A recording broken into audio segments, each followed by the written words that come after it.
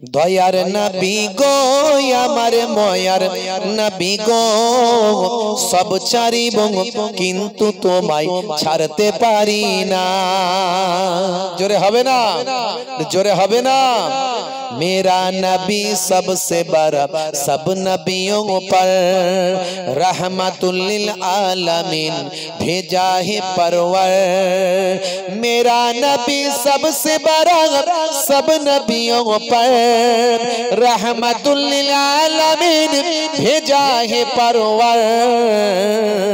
सब ছাড়িব কিন্তু তোমায় ছাড়তে পারি না। আল্লাহুম্মা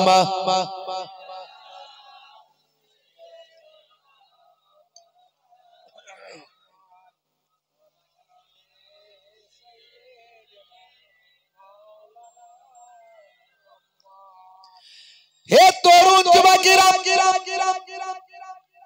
হে আমার বন্ধুরা, হে আমার মুরব্বিয়ানেরা, বিশ্বনবী আমার প্রথমে গেলেন কোবা। কোবা বলে একটা জায়গা আছে মদিনা শরীফ ঢোকার কিছুটা আগে কোবা। কোবার সরদারের রাসূলকে ওয়েলকাম জানালো, বিশ্বনবীকে বিশ্বনবীর আগমনের শুভেচ্ছা আহলান সাহলান করলো। আল্লাহর নবী সেই জায়গায় কদিন থাকলেন, নিজে হাতে একটা মসজিদ তৈরি করলেন। এটাই হলো ইসলামের প্রথম মসজিদ। ওই মসজিদটার নাম হলো মসজিদুল কোবা।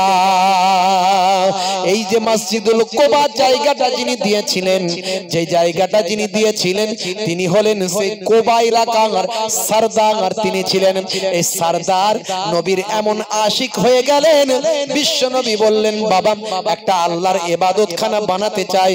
সেই এলাকার সরদার বললেন হুজুর বেয়াদবি নেবেন না, যদি আমার জায়গায় আপনি আল্লাহর ইবাদতখানা বানান তাহলে আমি ধন্য হব।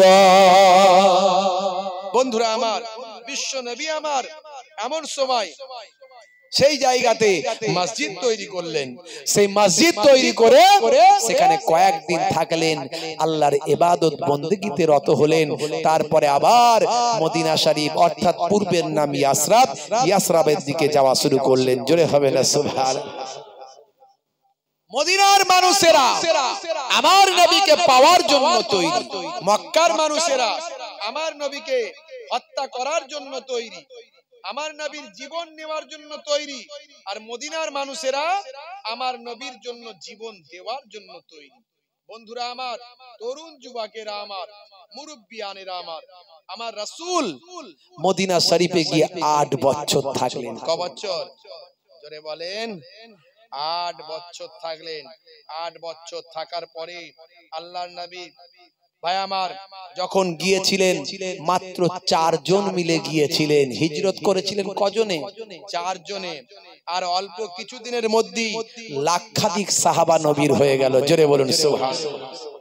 সালটা হলো 8ম হিজরি, মাসটা হলো রমজান মাস, আর দিনটা হলো 20 রমজান।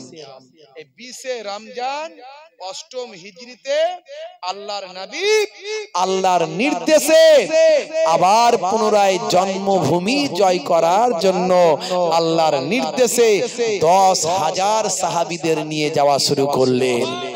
জোরে হবে না? দরুদ শরীফ আল্লাহুম্মা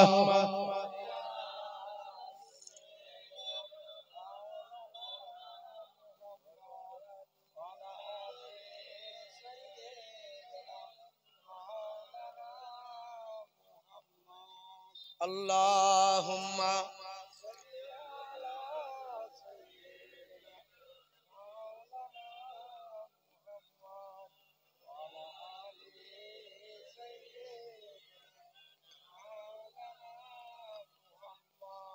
হে তরুণ যুবকেরা, 8ম হিজরিতে 20 রমজান 10,000 সৈন্য নিয়ে সেদিন ইসলামের ঝান্ডাটা হযরত ওমর ফারুকের হাতে দিয়েছিলেন।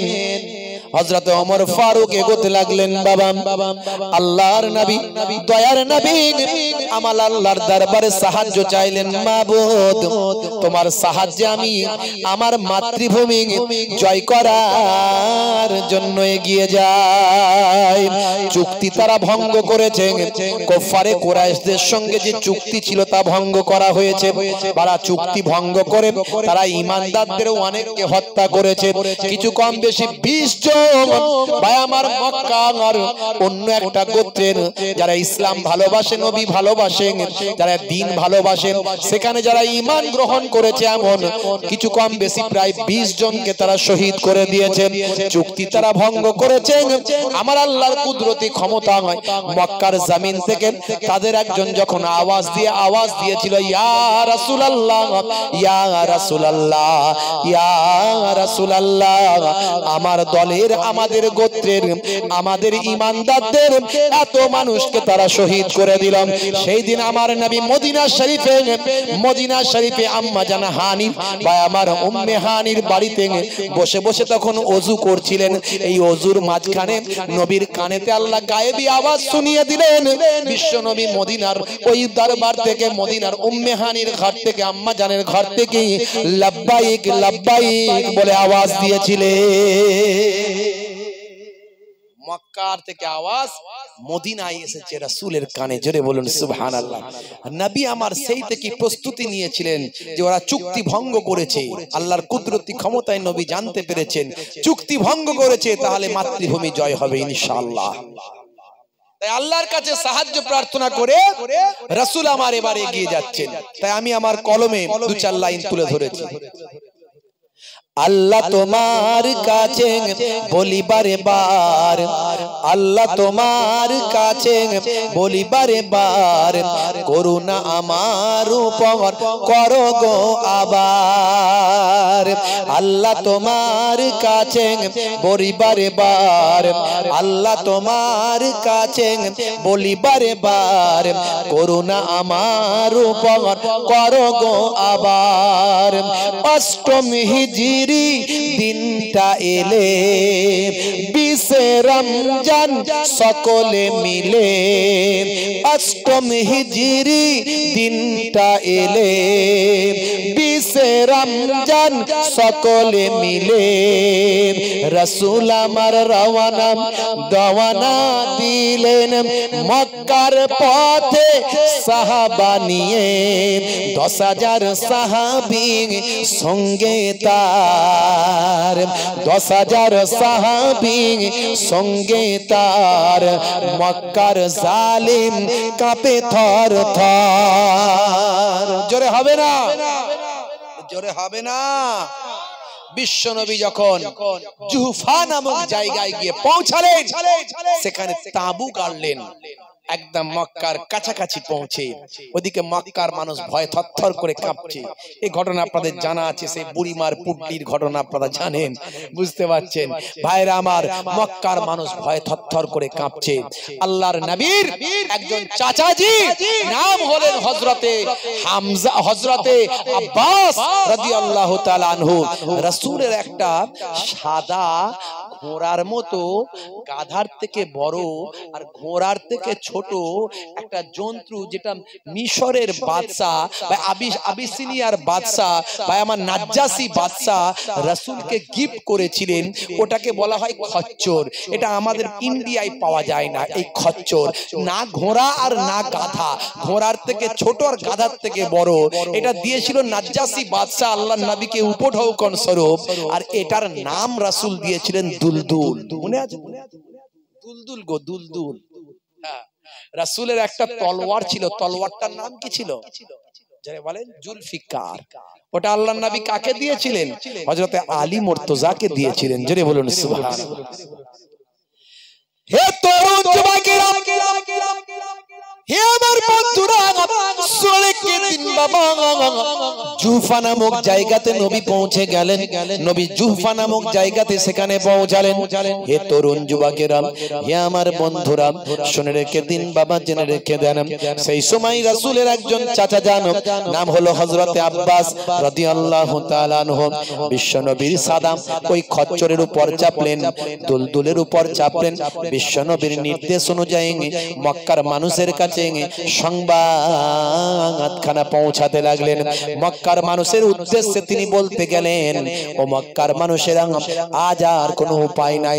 যদি তোমরা যুদ্ধ করতে চাও যুদ্ধ হবে, আর যদি তোমরা স্যারেন্ডার করতে চাও বিনা যুদ্ধে মক্কা জয় হবে, তাহলে কোনো যুদ্ধ হবে না, রক্তারক্তি হবে না।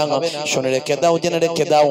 এই কথা বলার জন্য যখন হযরত আব্বাস রাদিয়াল্লাহু তাআলা আনহু যখন গেলেন বাবা, এ জওয়ান যুবকেরা, ওদিকে মক্কার সরদার আবু সুফিয়ান আল্লাহর নবী আল্লাহ রাসূলের এই আলোড়নের কথা বুঝতে পেরে সে মক্কা থেকে বেরিয়ে খোঁজ খবর নেবার জন্য বেরিয়েছে।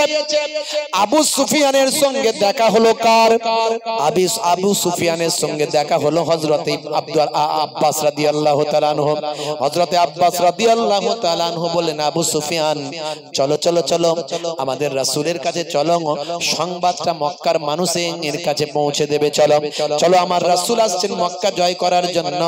আজকে তুমি রাসূলের কাছে নিরাপত্তা চাও, রাসূলের কাছে যদি নিরাপত্তা পেতে চাও, আমার নবী নিশ্চয়ই তোমাকে নিরাপত্তা দেবেন। এতদিন পর্যন্ত আবু জাহিল, আবু লাহাব, আবু সুফিয়ানরা আমার রাসূলকে কত অত্যাচার করেছেন, কত জুলুম করেছেন, রাসূলের রক্তে মক্কার মাটি লাল করেছেন। আর সেইখানে আমার রাসূলের কথা বলা হচ্ছে, যাও আজকে আবু সুফিয়ান তুমি রাসূলের কাছে গিয়ে নিরাপত্তা চাও, আমার নবী তোমাকে নিরাপত্তা দেবে। আবু সুফিয়ান দেখলো বাঁচার কোনো রাস্তা নাই, বাঁচার কোনো অবস্থা নাই। আল্লাহর নবী একেবারে সজ্জিত অবস্থায় এসেছেন, আজকে তার কাছে গিয়ে নিরাপত্তা নেওয়া ছাড়া কোনো রাস্তা নাই। হযরত আব্বাস রাদিয়াল্লাহু তাআলা আনহুর সঙ্গে আল্লাহর নবীর খিদমতে যখন যান, এমন সময় হযরত ওমর ফারুক দেখে রাগান্বিত হলেন। হযরত ওমর ফারুক, ভাই আমার মারবো মারবো এমন অবস্থা, মেরে ফেলবো, আমার নবীকে কত অত্যাচার করেছেন, মক্কার ঈমানদারদের উপর কত জুলুমেরা করেছেন, আজকে আমার রাসূলের সামনে এসেছেন, ছেড়ে কথা বলবো না। হযরত আব্বাস আটকে দিলেন, না না ওমর, এটা করো না, আমার রাসূলের নির্দেশ। চলো চলো, আমার রাসূলের কাছে নিয়ে যাই। আমার রাসূলের কাছে নিয়ে যাওয়ার পরে আল্লাহর নবী তাকে বললেন, আবু সুফিয়ান, তুমি কি ধ্বংস হতে চাও না এখনো তোমার সময় হয়নি আমাকে রাসূল বলে মানার আর আল্লাহর ওয়াহদানিয়াত স্বীকার করার? হে তরুণ যুবকেরা, হে আমার বন্ধুরা, বিশ্বনবীর এই সমাতেও কি আখলাক, কি চরিত্র! রাসূল এত মিষ্টি পোলাইট ব্যবহার করলেন, এত মিষ্টি ভাবে আবু সুফিয়ানের সঙ্গে কথা বললেন। আজকে রাসূল বিরাট পাওয়ারে সজ্জিত, আজকে রাসূলের সঙ্গে 10,000 সাহাবী, আজকে রাসূলের এত ক্ষমতা, আজকে মক্কার মানুষ কোনো অস্ত্র সজ্জায় সজ্জিত হতে পারেনি। আজকেও আমার রাসূল কত পোলাইট ব্যবহার, সুন্দর ব্যবহার করলেন, কত মিষ্টি কথা বললেন। আবু সুফিয়ান বললেন, ইয়া রাসূলুল্লাহ, হাবিবাল্লাহ, সেদিন ভুল বুঝেছিলাম, সেদিন ভুল কথা বলেছিলাম, এখন বুঝতে পারছি আপনি আখেরি জামানার পয়গম্বর। পড়িয়ে দিন মহাবাণী মহাকালেমা, কালেমা শরীফ পড়ে আবু সুফিয়ান ঈমান কবুল করলেন। দেখছেন না ইসরায়েল আর ফিলিস্তিন লড়াই চলছে, ইসরায়েলের ব্যবহার, ইহুদিদের ব্যবহার কেমন, আর ফিলিস্তিনের হামাসদের ব্যবহার কেমন। ভিডিও ফুটেজ বেরিয়ে আসছে, দেখেছেন? মুসলমানদেরকে, ফিলিস্তিনিদেরকে যারা, যে ইসরায়েলিরা, ইহুদিরা ধরে নিয়ে গেছে, তাদের মারাত্মক শাস্তি দিচ্ছে, জুলুম করছে। ইসরায়েলি একজন মন্ত্রীর ওয়াইফ, পার্লামেন্টের মন্ত্রীর স্ত্রী বলছে, মুসলমানদেরকে যাদের ধরে নিয়ে আসা হয়েছে তাদের নখগুলোকে তুলে নাও, তাদের লজ্জাস্থান কেটে দাও, সেটা কেটে নিয়ে ভালো করে ভাজো, এইভাবে তাদেরকে তাদের গায়ের ছালগুলো কেটে ছাড়িয়ে ফেলো, তবে আমাদের রাগ এখনো মিটবে না।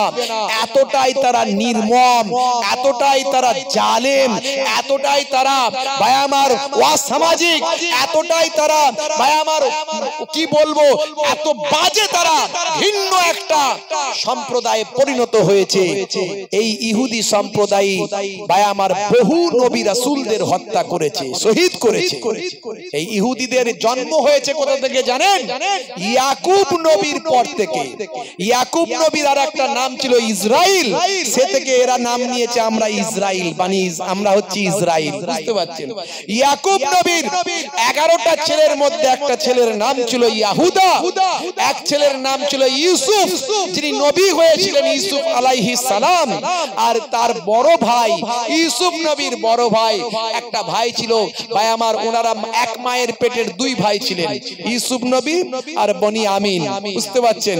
আর বাকিরা ছিল 9 ভাই। এই 9 ভাইয়ের মধ্যে যে বড় ছিল তার নাম হলো ইয়াহুদা। এই ইয়াহুদার বংশধররাই হলো ইহুদি।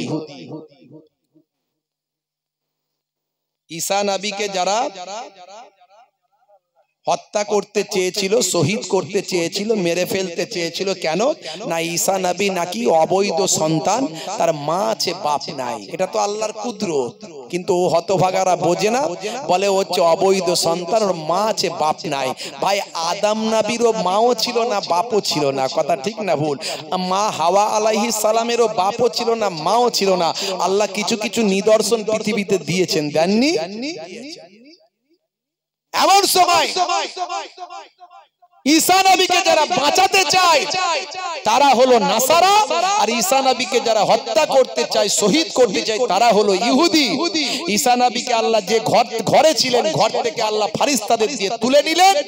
আর ইহুদিদের যে মানুষটা সবচেয়ে বেশি ঈসা নবীর শত্রুতা করেছে, সে যখন ঘরে ঢুকলো, গিয়ে বলল উঠে গেল, নাই পেলাম না, সে যখন বেরোলো তার চেহারাটা ঈসা নবীর চেহারার মতো আল্লাহ দিয়ে দিলেন, তাকে ধরে ইহুদিরা মেরে ফেললো, ক্রুশবিদ্ধ করে দিল। বুঝতে পারছেন? তাহলে ইহুদি আর নাসারা এসেছে কোথা থেকে, বুঝতে পারছেন? তাহলে ইয়াকুব নবীর আগে যে এত পয়গম্বর এসেছে, এত নবী এসেছে, এত পয়গম্বর এসেছে, আদম নবী, শীস নবী, ইদ্রিস নবী, ইউনুস নবী, হযরতে নূহ নবী, হযরতে যত নবী এসেছে, ইব্রাহিম নবী, এনারা কোন ধর্মের ছিলেন?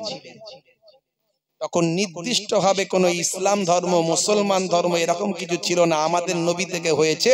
কিন্তু আমরা যে ধর্মটা মেনে চলছি, যে নীতি নৈতিকতা মেনে চলছি, যে মূল ভিত্তি মূল নীতি মেনে চলছি, ওই সমস্ত পয়গম্বরেরাও সেই মূল নীতি মূল ভিত্তি মেনে চলতেন। অর্থাৎ আমরা যে যে নির্দেশনা মেনে চলি তারাও মেনে চলতেন। তারা সকলেই ঈমানদার ছিলেন, আল্লাহর ধর্মে আল্লাহর নির্দেশের উপর বিশ্বাসী ছিলেন। পরবর্তীকালে আমাদের নবীর পর থেকে নাম আল্লাহ দিয়ে দিলেন, বুঝতে পারছেন? ইসলাম মানে শান্তির ধর্ম। যারা মেনে চলে তাদের মুসলমান, যারা শান্তি বজায় রাখে তারা মুসলমান। আমরা বজায় রাখতে পারি তো না? ভাই ভাইকে মারি, তাহলে আমরা কেমন মুসলমান? হে তরুণ যুবকেরা, ফিলিস্তিনিরা কেমন ব্যবহার দেখিয়েছে? ইহুদিরা মুসলমানদের উপর নির্যাতন করছে, জুলুম করছে। ৭৫ বছর ধরে মুসলমানদের দেশ দখল করে মুসলমানদের উপর, ফিলিস্তিনিদের উপর জুলুম করছে। পক্ষান্তরে ৭৫ বছর ধরে মার খেয়ে খেয়ে দেওয়ালে পিঠ থেকে গেছে। এখন বলছে হয় মারবো না হলে মরবো।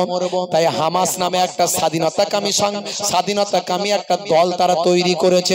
হে তরুণ যুবকেরা, যেমন ইংরেজদের অত্যাচার সহ্য করতে করতে 200 বছর ভারতবর্ষকে ইংরেজ শাসন করেছিল, 200 বছর ধরে অত্যাচার সহ্য করতে করতে এই ভারতবর্ষের মানুষেরা একটা দল তৈরি করলো, হয় মারবো না হলে মরবো। আশফাকুল্লাহ ভাই আমার, তিতুমির ভাই আমার, বিনয় বাদল দীনেশ, শের আলী ভাই আমার, দোস্ত আমার নেতাজি সুভাষ চন্দ্র বসু, মাস্টারদা সূর্য সেন, এইভাবে একটা বিপ্লবী দল তৈরি করেছিল। এরা হলেন বিপ্লবী, এরা হলেন দেশপ্রেমিক, এরা হলেন স্বাধীনতা প্রেমিক। হে তরুণ যুবকেরা, ফিলিস্তিনের মানুষগুলো তাই স্বাধীনতার জন্য, দেশের জন্য যারা দল তৈরি করলো, স্বাধীনতাকামী সংগঠন যারা হলো, তারা দেখলো হয় মারবো না হলে মরবো, আর উপায় নাই।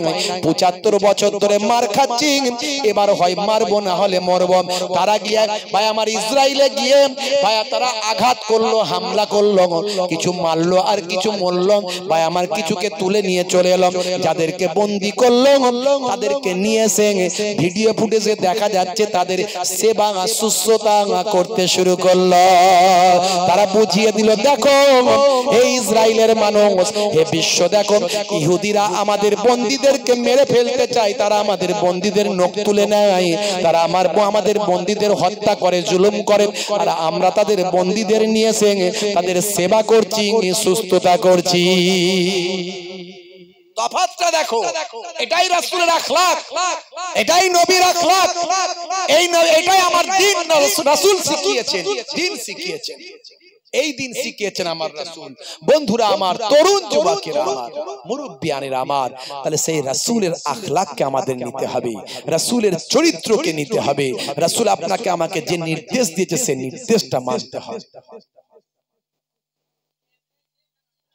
রাসূল তুমি দয়ার সাগর, হাবিব আল আমিন, তোমার দয়াই পূর্ণ হলো সারা পৃথিবী। জোরে হবে না? আরে জোরে হবে না?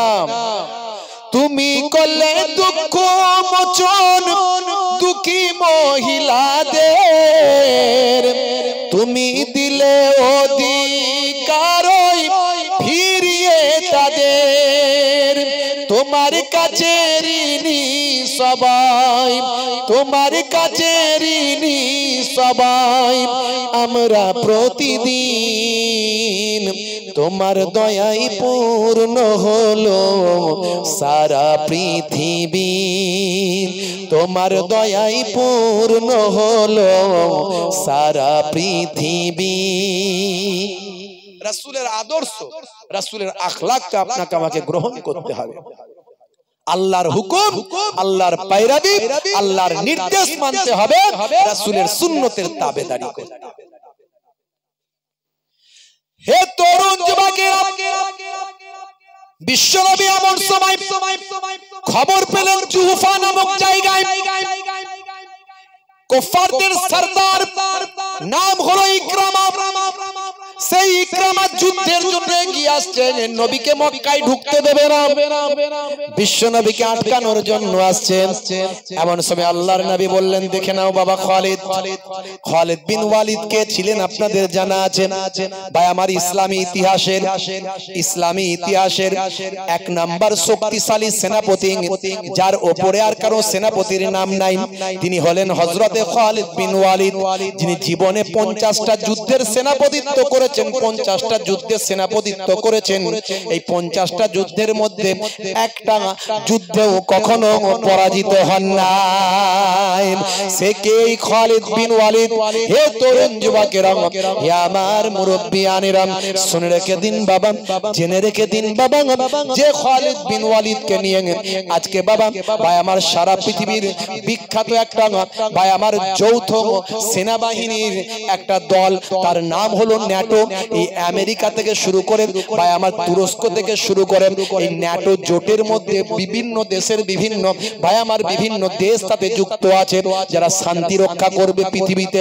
এই ন্যাটো বাহিনী পৃথিবীর তাবর তাবর সেনাপতি, তাবর তাবর সৈন্যরা সেখানে আলোচনা করেছেন যে পৃথিবী ইসলামী ইতিহাসের একজন সর্বময় বিখ্যাত একজন সেনাপতি ছিলেন, যার মেধা, যার বিচক্ষণতা, যার শক্তি, যার সাহস, যার কৌশল, যার ভাবনা, যার চিন্তা, ভাই আমার আজও তাকে স্মরণ করেন।